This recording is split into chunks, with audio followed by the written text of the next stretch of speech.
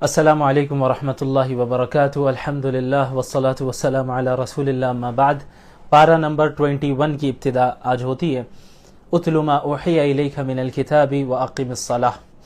اس آیت میں اللہ تعالیٰ نے دو چیزوں کا حکم دیا، اور خصوصاً جو اللہ کے راستے میں دعوت کا کام کر رہے ہیں، لوگوں کو اللہ کی جانب بلا رہے ہیں، ان کے لیے یہ دو کاموں کو کرنا بہت ضروری ہے. آپ صلی اللہ علیہ وسلم کو بھی اس کا حکم دیا گیا، اور ان کے واسطے پوری امت کو یہ حکم دیا جا رہا ہے کہ اتلو ما اوحی الیک من الکتاب، کہ قرآن کریم کی جو آیتیں آپ پر نازل ہو رہی ہیں وحی کے ذریعے، آپ ان کی تلاوت کیجئے، یعنی قرآن کریم کی تلاوت کریں. واقم الصلاۃ، اور نماز قائم کریں.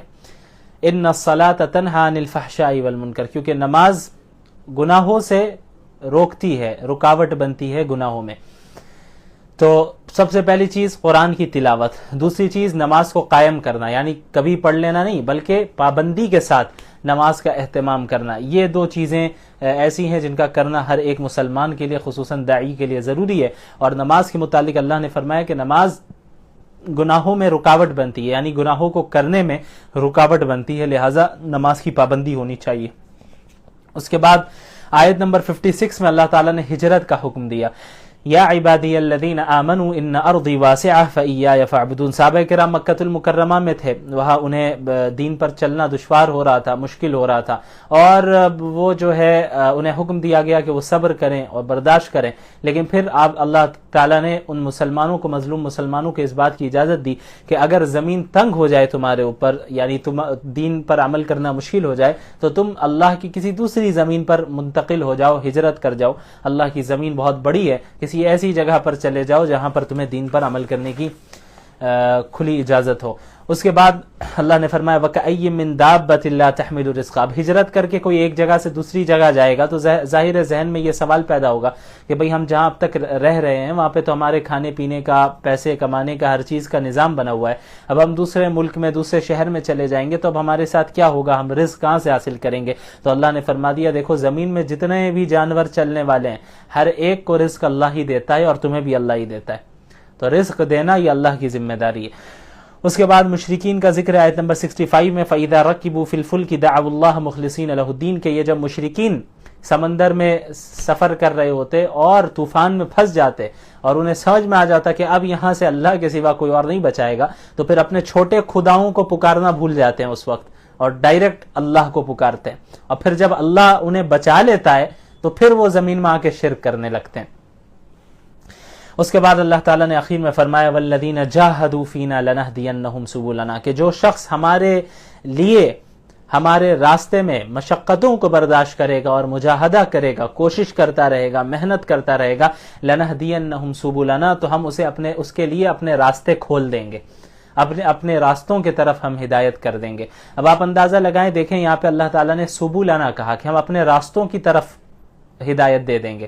معلوم ہوا کہ اللہ تعالیٰ تک پہنچنے کا صرف ایک راستہ نہیں ہے، اللہ تعالیٰ تک پہنچنے کے مختلف راستے ہیں. لہٰذا اس دین کو کسی ایک خاص محنت کے ساتھ، کسی ایک خاص جماعت کے ساتھ، کسی ایک خاص قسم کی تحریک کے ساتھ محدود کر دینا یہ غلط ہے. مختلف انداز ہیں، مختلف جماعتیں اسلام کی کام کر رہی ہیں، مختلف تحریکیں کام کر رہی ہیں، مختلف ادارے کام کر رہے ہیں، سب برحق ہے جب تک ان کے عقائد درست ہے تو سب برحق ہے. اور اللہ تک پہنچنا اصل مقصد ہے، اللہ کی رضا کو حاصل کرنا اصل مقصد ہے. یہ جو ذرائع ہم اختیار کرتے ہیں، جماعتیں اختیار کرتے ہیں، تحریکیں اختیار کرتے ہیں، یہ سب ذریعہ ہے، وسیلہ ہے، یہ یعنی ذریعہ ہے، واسطے ہیں. ان واسطوں کے ذریعے ہم اللہ تک پہنچتے ہیں، اللہ کی رضا کو حاصل کرتے ہیں. تو یہ واسطے جو ہیں، یہ ذرائع جو ہیں، یہ مقصد اصلی نہیں ہے. مقصد اصلی اللہ رب العالمین کی رضا حاصل کرنا ہے. اس کے بعد سورۃ الروم کی ابتدا ہوتی ہے. اس میں رومیوں کی فتح کی پیشن گوئی ہے، پریڈکشن ہے. مکۃ المکرمہ میں جب مسلمان تھے تو وہاں پر دنیا کی جو دو سپر پاورز تھیں، ایک رومن امپائر یعنی رومی سلطنت، اور دوسری ایرانی حکومت جو ایرانی سلطنت تھی، وہ دو دنیا کی سپر پاورز تھی، اور ان کے درمیان زبردست جنگ چھڑ گئی تھی. جو ایرانی تھے یہ آگ کی عبادت کرتے تھے، شرک کیا کرتے تھے، اور آگ پرستی میں تھے یہ لوگ. اور جو رومی تھے وہ اہل کتاب تھے، کرسچنز تھے.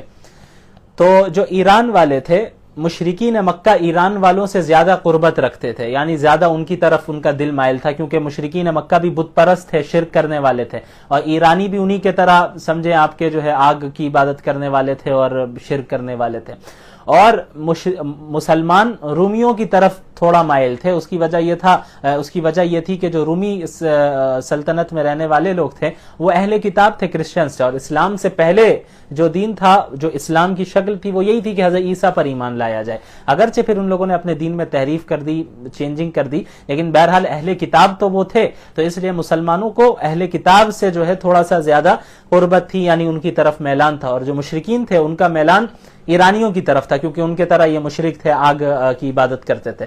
تو یہ رومی سلطنت اور ایرانی سلطنت کی لڑائی ہوتی ہے، اور ایرانی جو ہوتے ہیں وہ غالب آتے چلے جاتے ہیں رومیوں کے اوپر، رومیوں کو شکست دیتے رہتے ہیں، ایک ایک شہر کو فتح کرتے چلے جاتے ہیں۔ تو جیسے جیسے وہ آگے بڑھتے رہتے ہیں، یہ مشرکین مکہ مسلمانوں کو چڑھاتے تھے، مذاق اڑاتے تھے، دیکھو ہمارے ایرانی بھائی کیسے اہل کتاب پر چڑھتے جا رہے ہیں جن کی طرف تمہارا میلان ہے۔ تو اللہ تعالیٰ نے ان آیتوں کا نزول فرمایا کہ چند سالوں کے اندر ہی رومی حکومت ایرانی حکومت پر غالب آ جائے گی، اور اس دن مومنین بھی اللہ کی مدد سے خوش ہوں گے۔ یہ ایک ایسی پیشن گوئی تھی، ایسی پریڈکشن تھی جس کا ظاہری اسباب کے اعتبار سے حقیقت میں واقع ہونا یہ تھوڑا سا بلکہ سمجھیں آپ کے ناممکن ہی تھا ظاہری اسباب کے اعتبار سے۔ اور جب یہ آیتیں نازل ہوئی تو مشرکین مکہ مذاق اڑانے لگے، ارے یہ محمد صلی اللہ علیہ وسلم کیسی باتیں کر رہے ہیں، یہ کہہ رہے ہیں کہ ایرانی حکومت جو ہے ہار جائے گی اور یہ رومی حکومت غالب آ جائے گی، یہ کیسی بات ہے، ایسا ہو ہی نہیں سکتا، اور یہ ایسے ہی باتیں کر رہے ہیں، اور کہہ رہے ہیں کہ چند سالوں کے اندر اچھا عربی میں بضع کا لفظ استعمال ہوا ہے جس کا 9 کے اندر کی جو تعداد ہوتی ہے، یعنی 9 سالوں کے اندر غالب آ جائیں گے، ایسا کیسے ہو سکتا ہے، تو مذاق اڑاتے تھے۔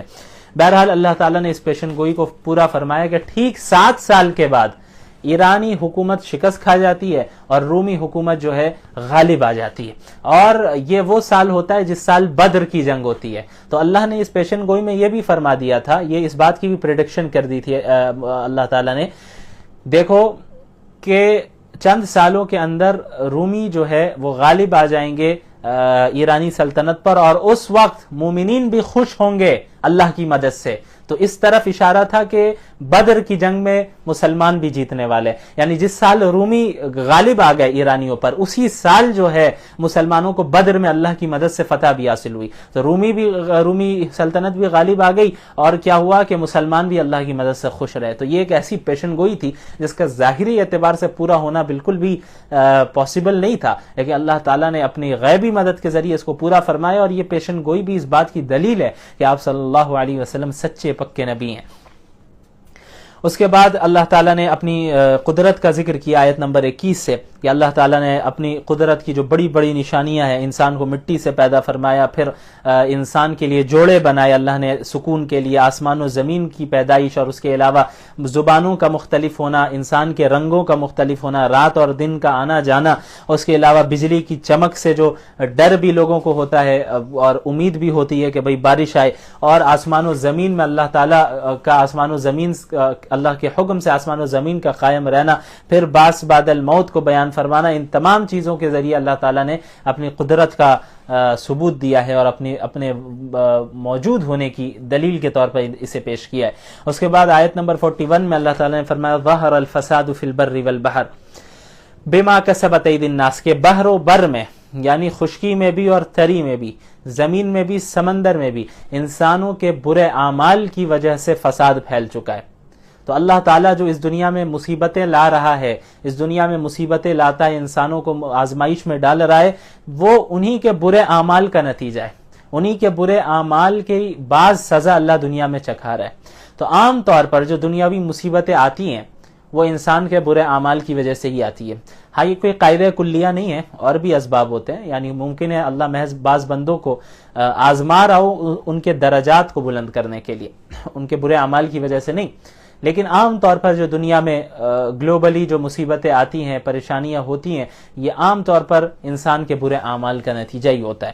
اس کے بعد سورہ لقمان کی ابتدا ہوتی ہے، اس میں حضرت لقمان کی نصیحتیں ہیں جو انہوں نے اپنے بیٹے سے کی ہیں، اس لیے سورت کو سورہ لقمان کہتے ہیں۔ حضرت لقمان کوئی نبی نہیں تھے، اللہ کے برگزیدہ نیک بندے تھے، اچھا اس میں آیت ہے وَمِنَ النَّاسِ مَن يَشْتَرِي لَهْوَ الْحَدِيثِ لِيُضِلَّ عَن سَبِيلِ اللَّهِ، آیت نمبر 6. ایک شخص تھا نضر بن حارث، وہ کیا کرتا تھا، وہ تاجر تھا، وہ الگ الگ ملکوں میں جاتا تھا، الگ علاقوں میں جاتا تھا، وہ کہانیوں کی کتابیں خرید کر لاتا تھا، یا گانا سنانے والی یا کہانیاں سنانے والی عورتوں کو خرید کر لاتا تھا مکے میں.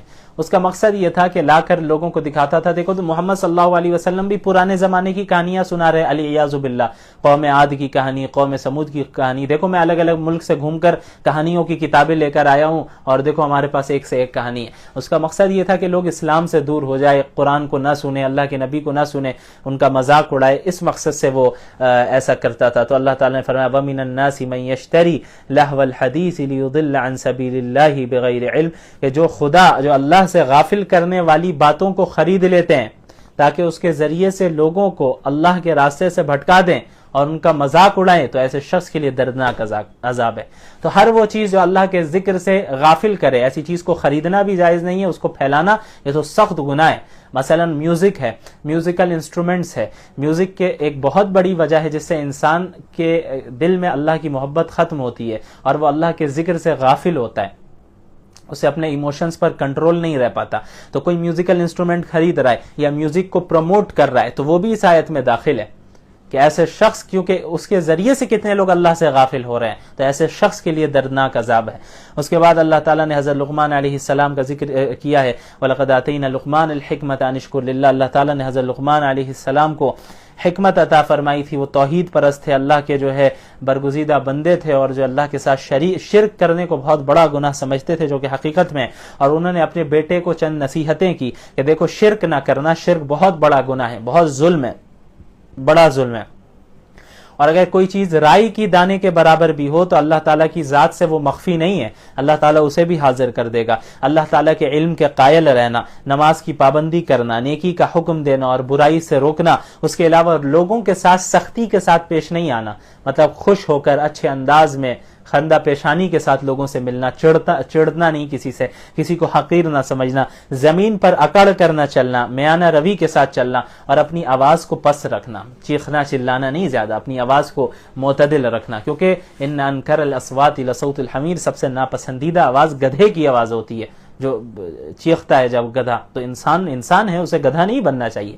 جب دیکھا جائے تب چیخ رہا ہے، کبھی اس کو ڈانٹ رہا ہے، کبھی اس کو ڈانٹ رہا ہے، کبھی راستے میں چیخ رہا ہے، کبھی بازار میں چلا رہا ہے، اور کبھی گھروں میں چیخ رہا ہے، پڑوسیوں کو پریشان کر رہا ہے، یہ تو گدھوں کی آواز نکال رہا ہے. ان انکر الاصوات لصوت الحمیر، سب سے ناپسندیدہ آواز جو ہے وہ گدھے کی آواز ہے. اس لیے اللہ حضرت لقمان نے اپنے بیٹے کو حکم دیا وقصد فی مشیک، زمین پہ بھی اکڑ کرنا چلو، اعتدال کے ساتھ چلو، درمیانہ روی کے ساتھ، وغضض من صوتک، اور اپنی آواز کو نیچے رکھا کرو، زیادہ تیز نہ بلند بات کرو. اس کے بعد اللہ تعالیٰ نے اخیر میں آیت نمبر 34 میں ذکر کیا ایسی 5 چیزوں کا جن کا علم صرف اللہ رب العالمین کے پاس ہے. اچھا ایسی بہت سی چیزیں ہیں جن کا علم صرف اللہ کے پاس ہے، لیکن یہاں خاص طور پر ان 5 چیزوں کا ذکر کیا گیا جن کے متعلق عام طور پر لوگ ایک دوسرے سے سوال کرتے ہیں. ان اللہ عندہ علم الساعہ، قیامت کب آئے گی، بارش کب ہونے والی ہے، ماداؤں کے پیٹ میں، ارحام میں، رحم میں کیا ہے، اور کل کیا انسان کمانے والا ہے، یعنی کہاں وہ رزق حاصل کرے گا، کہاں وہ کمائے گا، کیا وہ کمائے گا، اور اس کے علاوہ وما تدری نفس بأی ارض تموت، اور وہ کہاں مرے گا، انسان کہاں مرے گا یہ کوئی نہیں جانتا، یہ اللہ کے علم ہے. تو یہ وہ 5 چیزیں ہیں جس کا خالص علم، پرفیکٹ علم، 100% حتمی علم، ابتدا سے لے کر ہمیشہ تک یہ جو ہے اللہ کے ہی پاس اس کا علم ہے اور کسی کے پاس اس کا علم نہیں ہے. اس کے بعد سورہ سجدہ کی ابتدا ہوتی ہے. اس صورت میں بھی جو اسلام کے بنیادی اراکین ہے، توحید ہے، رسالت ہے، قیامت ہے، اس کا اثبات کیا گیا ہے. آپ صلی اللہ علیہ وسلم جمعے کے دن فجر کی نماز کی پہلی رکعت میں سورہ سجدہ کی تلاوت کا اہتمام فرماتے تھے اور دوسری رکعت میں سورۃ الدہر کی تلاوت کا اہتمام فرماتے تھے. یہ ایسی سنت ہے جو سنت مہجورہ ہے. عام طور پر ہماری مساجد میں جمعے کے دن فجر کی نماز میں ان 2 سورتوں کی تلاوت نہیں کی جاتی، حالانکہ آپ صلی اللہ علیہ وسلم نے پابندی کے ساتھ اس کا اہتمام کیا ہے. اولاً تو نماز پڑھنے ہی نہیں جاتے لوگ فجر میں. اللہ نے سب سے پہلے آسمان و زمین کی خلقت کا ذکر کیا ہے. اللہ الذی خلق السماوات والارض وما بینہما فی 6 ایام. زمین و آسمان کو اللہ تعالیٰ نے 6 ایام میں پیدا فرمایا ہے.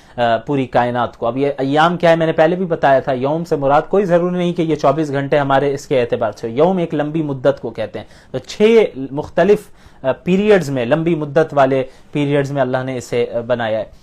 اس کے بعد اللہ تعالیٰ نے بنی اسرائیل اور حضرت موسیٰ کا ذکر کیا, فرمایا وَجَعَلْنَا مِنْهُمْ أَئِمَّةً يَهْدُونَ بِأَمْرِنَا. اللہ تعالیٰ نے بنی اسرائیل میں سے ائمہ کو سلیکٹ کیا, ائمہ بنایا جو کہ اللہ کے حکم سے لوگوں کو سیدھا راستہ دکھاتے تھے. لیکن کیوں بنایا اللہ نے؟ 2 وجوہاتی. لما صبروا, ایک تو یہ کہ انہوں نے صبر سے کام لیا, جو اچھے لوگ تھے ان میں سے انہوں نے صبر سے کام لیا, تو صبر کیا یعنی عملی زندگی, پریکٹیکل لائف ان کی بہت اسٹرانگ تھی. وَكَانُوا بِآيَاتِنَا يُوقِنُونَ, دوسری چیز ہماری آیتوں پر یقین رکھتے تھے, اور یقین اسی وقت کامل ہو سکتا ہے جب آپ کے پاس علم ہو. تو معلوم ہوا عملی طور پہ بھی وہ اسٹرانگ تھے اور علمی طور پہ بھی اسٹرانگ تھے. تو کوئی ایسا امام ہو یا ایسی شخصیت ہو جو مقتدا بنے, جسے لوگ مسلمان فالو کریں, تو اس کے اندر یہ 2 چیزوں کا ہونا ضروری ہے کہ عملی طور پہ بھی وہ اسٹرانگ ہو اور علمی طور پر بھی وہ اسٹرانگ ہو. اس کے بعد سورۃ الاحزاب کی ابتدا ہوتی ہے. احزاب گروپس کو کہتے ہیں.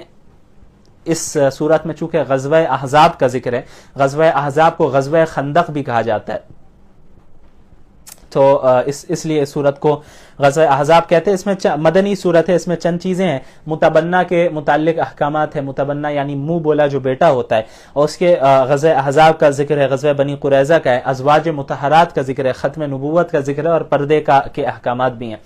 اس سورت کی ابتدا ہوتی ہے ما جعل اللہ لرجل من قلبین فی جوفہ. ایک غلط فہمی تھی مشرکین کے درمیان, وہ یہ کہ ایک وہ ایسا شخص جو کہ عقل مند ہو, بہت زیادہ ذہین ہو, تو وہ سمجھتے تھے کہ بھائی اس کے پاس 2 دل ہیں. تو اللہ تعالیٰ نے فرمایا ما جعل اللہ لرجل من قلبین فی جوفہ. جوف ادھر سے لے کے نیچے تک پیٹ کے پورے حصے کو جوف کہتے ہیں, ٹھیک ہے. اللہ تعالیٰ نے, آپ یوں سینے کا ترجمہ کر لیں, اللہ تعالیٰ نے کسی بھی مرد کے اندر 2 دل نہیں دیے. تو اللہ نے بتایا کہ انسان کے اندر, کسی بھی مرد کے اندر اللہ نے 2 دل نہیں دیے. یہ غلط فہمی ہے جو یہ کہتے ہیں. اچھا اب آپ قرآن کی بلاغت پہ غور کریں, یہاں پہ اللہ نے نہیں فرمایا کہ کسی بھی انسان کے اندر اللہ نے 2 دل نہیں دیے. کیوں؟ اللہ نے فرمایا کسی بھی مرد کے اندر ہم نے 2 دل نہیں دیے, کیونکہ ایک وقت ایسا آ سکتا ہے کہ جب عورت کے اندر 2 دل ہوں. وہ کیسے؟ کہ جب عورت حاملہ ہو, پریگننٹ ہو, تو ایک دل اس کا اپنا اور دوسرا دل اس کے بچے کا, تو اس کے اندر جوف کے اندر 2 دل ہے نا. تو اللہ تعالیٰ نے اتنی بھی باریکی کا لحاظ رکھا, یعنی اگر انسان بھی کہہ دیتے تو اس میں اس چیز کی تردید نہیں ہوتی, لیکن قرآن میں ایک ایک چیز کی باریکیوں کا بھی لحاظ رکھا جاتا ہے. اللہ نے فرمایا کسی بھی مرد کے اندر اللہ نے 2 دل نہیں رکھے. اس کے بعد متبنہ کے متعلق ذکر ہے. متبنہ ایسے انسان کو کہتے ہیں جس کو منہ بولا بیٹا بنا لیا جاتا ہے. تو مشرکین میں غلط فہمی یہ بھی تھی کہ جس کو منہ بولا بیٹا بنا لیا جاتا تھا وہ اس کو حقیقی بیٹا سمجھتے تھے, یعنی وراثت میں اس کا بھی حصہ پھر دیا جاتا, اور پھر اس بیٹے کی, جو منہ بولا بیٹا ہوتا, اس کی جو بیوی ہوتی, اگر وہ اپنی بیوی کو طلاق دے دیتا ہے تو جس نے منہ بولا بیٹا بنایا ہے, جو منہ بولا باپ ہے, وہ پھر اس اپنے منہ بولے بیٹے کی بیوی سے نکاح نہیں کر سکتا تھا طلاق کے بعد. جس طرح حقیقی بیٹے کی بیوی سے نہیں کر سکتا باپ شادی, اسی طرح متبنہ کے سلسلے میں سمجھتے تھے. تو اللہ تعالیٰ نے اس کی تردید کی, نہیں, یہ ایسا نہیں ہے کہ تمہارا یہ حقیقی بیٹا ہو گیا, بس یہ تو تمہارا قول ہے جو تم اپنے منہ سے کہتے ہو, اس لیے منہ بولا بیٹا اگر ہو تو اسے حقیقی بیٹے کا درجہ ہرگز نہیں دیا جا سکتا. اس کے بعد اللہ کے نبی کا ذکر, النبی اولا بالمؤمنین من انفسہم, کہ اللہ کے رسول صلی اللہ علیہ وسلم تمام مومنین کو ان کی اپنی جانوں سے زیادہ عزیز ہیں, اور جو ازواج مطہرات ہیں وہ اس امت کی مائیں ہیں, یعنی ماؤں کے درجے میں. اس کے بعد غزوہ خندق کا ذکر ہے, آیت نمبر 9 سے, یا ایھا الذین آمنوا اذکروا نعمت اللہ علیکم اذ جاءتکم جنود فارسلنا علیہم ریحا وجنودا لم تروها. اس میں ہوا یہ کہ بدر میں شکست کھانے کے بعد پھر احد میں بھی مسلمانوں کو اگرچہ تھوڑی سی تکلیف پہنچی, لیکن بہرحال مسلمانوں کو غلبہ مدینے میں حاصل ہوتا رہا. تو مشرکین سے دیکھا نہیں جا رہا تھا, تو مشرکین نے عرب کے مختلف قبائل کو بہکایا کہ بھئی ہم سب مل کر جو ہے مدینے میں حملہ کریں گے. تو ہزاروں کی تعداد میں ایک لشکر آتا ہے مشرکین کا, مختلف قبیلے مل کر, اور مدینۃ المنورہ کو وہ لوگ گھیرنے آتے ہیں ان پہ حملہ کرنے کے لیے, اسلام کو ختم کرنے. تو اللہ تعالیٰ نے, اللہ کے نبی صلی اللہ علیہ وسلم نے حضرت سلمان فارسی رضی اللہ عنہ کے مشورے سے خندق کھدوائی, یعنی گڈھا کھدوایا, ایک لمبا چوڑا بالکل, تاکہ جو لشکر ہو وہ مدینے میں انٹر نہیں کر پائے. تب اس میں محنت لگی, ظاہر صحابہ کرام دن رات محنت کرتے رہے, خندقیں کھودتے رہے. یہ ڈیفینسو پوزیشن کو اختیار کرنا تھا, ظاہر اتنی بڑی تعداد آ رہی تھی. تو ایسا ہی ہوا, خندقیں کھود دی گئیں. تو اب جب مشرکین آ گئے تو انہوں نے مدینہ المنورہ کو گھیر لیا اور محاصرہ کر لیا کہ ہر اعتبار سے ان کو جو ہے باہر سے ان کا تعلق ٹوٹ جائے اور کیسے بھی کر کے گھس کر حملہ کیا جائے. بہرحال یہ مستقل کرتے رہے, یہاں تک کہ خوف کا یہی وہ موقع تھا کہ جب آپ صلی اللہ علیہ وسلم نے پیٹ پہ 2 پتھر باندھے تھے, صحابہ نے ایک پتھر باندھ رکھا تھا. یعنی سردی کا, سخت سردی کا موسم تھا, اس کے علاوہ فقر و فاقے سے گزر رہے تھے, کھانے پینے کے سامان نہیں تھے, اور اس کے علاوہ جو ہے دن رات بالکل خندق کے پاس کھڑے رہنا پڑتا تھا کیونکہ کبھی بھی فوج یہاں آ سکتی تھی.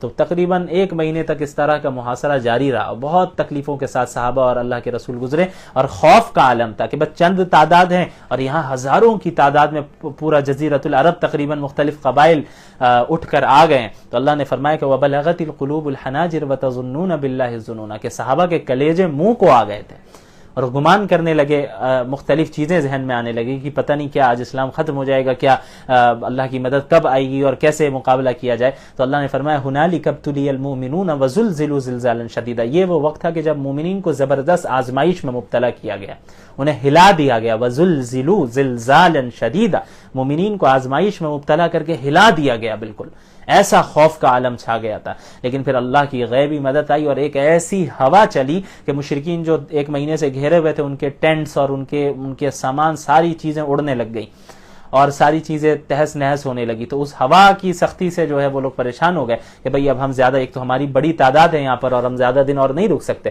اس کے علاوہ اور بھی چند چیزیں ہوئی تھیں, آپ سیرت کا جب مطالعہ کریں گے تو اس سے آپ کو اندازہ ہوگا. تو یہ بہرحال واپس گئے اور مسلمان محفوظ رہے. اسی دوران بنو قریظہ جو یہودیوں کا ایک قبیلہ تھا, انہوں نے غداری بھی کی, تو ان کا بھی معاملہ جو ہے کلیئر کیا گیا, اور اس طرح جو ہے محفوظ رہے مسلمان. اس کے بعد آیت نمبر 28 میں یا ایھا النبی قل لازواجک ان کنتن تردن الحیات الدنیا وزینتها, اس آیت کو آیت تخییر بھی کہتے ہیں. کیوں؟ کیونکہ اس میں حضرات ازواج مطہرات کو, یعنی آپ صلی اللہ علیہ وسلم کی جو اہلیاں تھیں, بیویاں تھیں, ان ازواج مطہرات کو اختیار دیا گیا.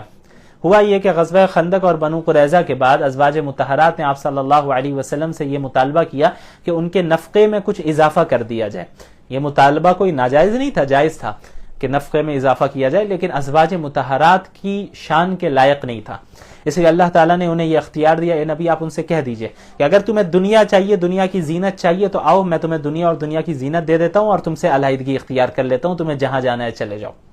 لیکن اگر تمہیں اللہ چاہیے اور اللہ کے رسول چاہیے اور آخرت کا گھر چاہیے, تو پھر تمہیں اس دنیا میں قناعت اور صبر کے ساتھ رہنا ہوگا. تو تمام ازواج مطہرات نے یہی فیصلہ کیا, ہمیں اللہ کے رسول کے ساتھ رہنا ہے, ہمیں دنیا نہیں چاہیے, دنیاوی زندگی کی نعمتیں نہیں چاہیے, جو مل جائے گا ہم اس پر صبر کریں گے, قناعت کریں گے. تو اللہ تعالیٰ نے کیسا مقام انہیں عطا فرمایا, اور یقیناً آخرت میں بھی ان کا مقام ایسے ہی, اور آپ صلی اللہ علیہ وسلم کے ساتھ رہیں گے. اور اس میں یہ بھی اللہ نے فرمایا کہ یا نساء النبی, اے نبی کی عورتیں, یعنی ازواج مطہرات, کے آپ کا مقام بہت اونچا ہے, آپ عام عورتوں کی طرح نہیں ہیں. لہٰذا اگر آپ میں سے کوئی نیکی کر کے آئے گا تو اس کو اجر بھی عظیم ملنا ہے, اور اگر آپ میں سے کوئی گناہ کرے گا تو اس کے لیے سزا بھی ڈبل ہو جائے گی, کیونکہ آپ اللہ کے نبی کی بیوی ہیں. تو اللہ تعالیٰ نے, اب دیکھیں, اب اگر کوئی عام انسان ہوتا تو وہ تو کہتا ہے کہ بھئی دیکھو میں اور میری بیویاں جو ہے اور میرے گھر والے ان احکامات کے پابند نہیں ہیں, بس دیگر لوگوں کو کرنا ہے. لیکن اسلام ایسا ہے, یعنی یہ اس بات کی دلیل ہے کہ اللہ کے نبی صلی اللہ علیہ وسلم سچے نبی تھے کہ انہوں نے اپنے آپ کو اور اپنے گھر والوں کو اس سے مستثنا نہیں کیا کہ بیٹھ کر پیسے لیتے رہتے, اپنے عیش و آرام سے رہتے اور مسلمانوں ہی کو بھیڑاتے. ایسا نہیں, بلکہ سب سے پہلے خود اپنی زندگی میں پریکٹیکلی اللہ کے نبی نے اور اپنے گھر والوں کو اسلام پر پریکٹیکلی جو ہے انہیں چلایا. اس کے بعد جو ہے مسلمانوں کے درمیان بھی دعوت ہوتی رہی, تاکہ کیونکہ انہیں نمونہ بننا تھا. تو اپنے ازواج مطہرات سے بھی اللہ تعالیٰ نے کہلوا دیا کہ آپ کہہ دیں دنیا چاہیے تو لے لو اور جاؤ, اللہ چاہیے, رسول چاہیے, گھر دنیا آخرت کا گھر چاہیے, تو تمہیں صبر کرنا ہوگا. جو ملے اللہ تمہیں اس دنیا میں دے دے, اس پہ قناعت کرو. اور ظاہر ازواج مطہرات تھیں, ہماری دینی روحانی مائیں ہیں, انہوں نے اللہ کے نبی کا ہی انتخاب کیا اور آخرت کے گھر کا ہی انتخاب کیا. وآخر دعوانا ان الحمد للہ رب العالمین, والسلام علیکم ورحمۃ اللہ وبرکاتہ.